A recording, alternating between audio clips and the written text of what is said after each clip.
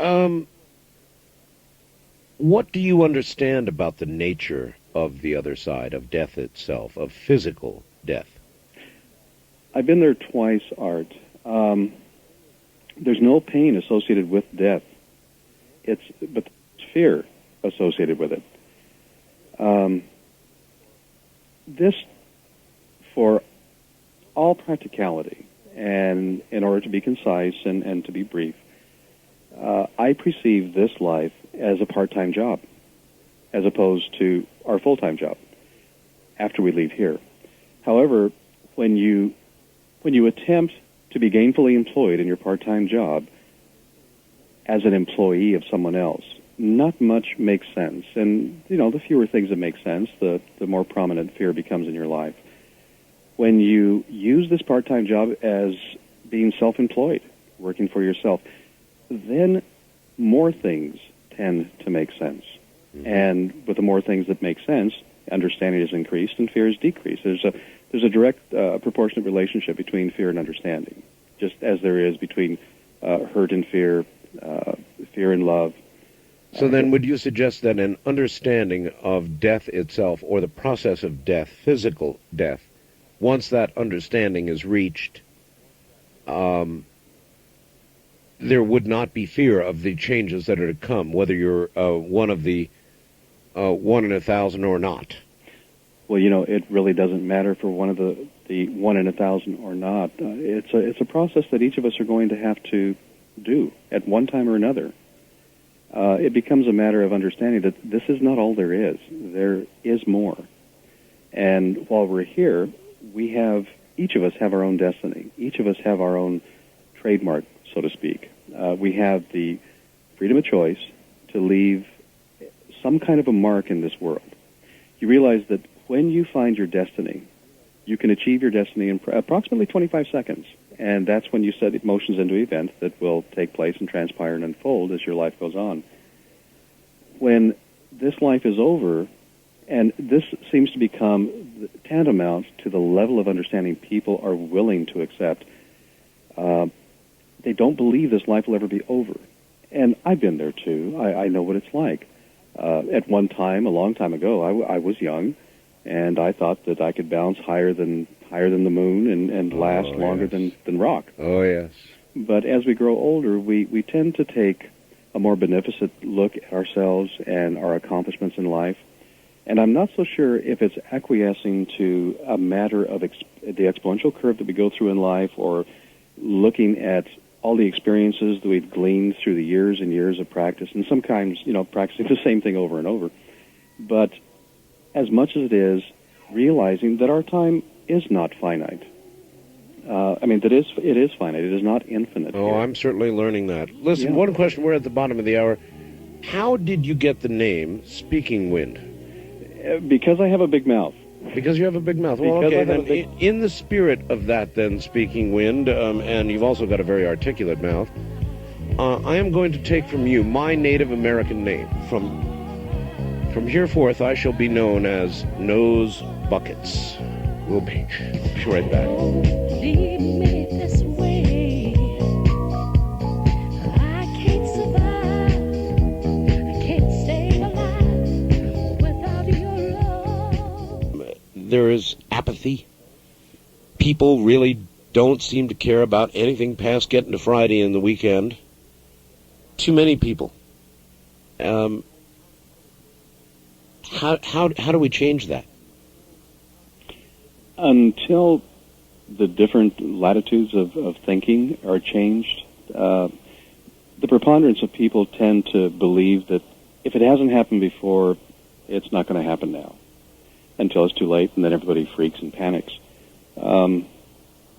When you look at folks, how many people actually do preventative dental care, or taking care of their own teeth, and that's right inside their mouth. And hopefully every time they smile, that's something they see. How do we regard apathy or lethargy? I think it becomes ascriptive to a word that we've all been taught is real, but it really isn't, and that word is patience.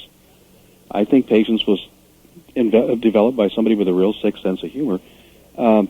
Patience that I've seen in the marketplace, whatever you want to call it, tends to make people lethargic and very apathetic. They no longer take the responsibility of being creative or proactive in their own life. Well, how much is this internalized versus what you were discussing earlier with what you think is going on with HARP? Very much so, Art. Again, the premise that it has never happened before, so what are the chances of it happening now?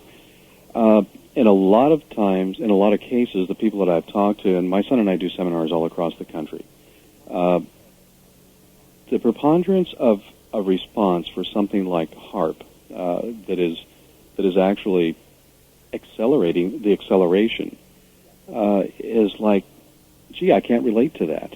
Well, what can I do? It's beyond my control.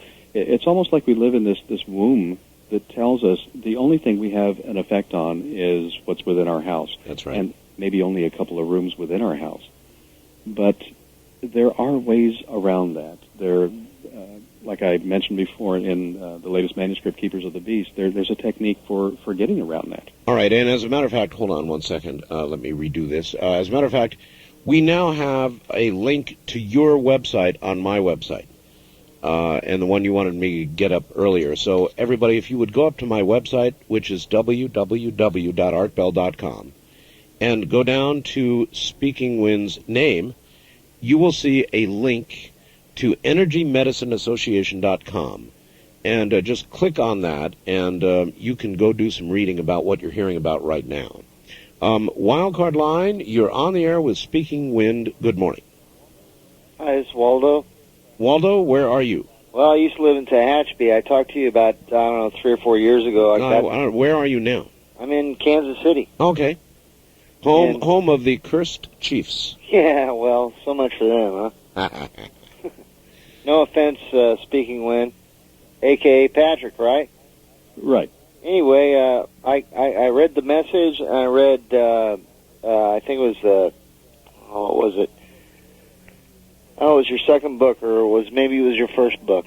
It was great. Actually, you do have a layman name, which is Patrick Edward Quirk, correct? Yes, okay. I do. All right. And anyway, I was watching the X-Files, and I came back in, and I heard your voice, and I said, "My God, that's Speaking Wind." And then finally he said, "Yeah, that's Speaking." He said your name, and I said, "Man, I met you through Bernie and all those guys back at IBI, if you know what that is." Yes, absolutely. How are you doing? Good. I'm just kind of floating through life and waiting for whatever's going to happen next.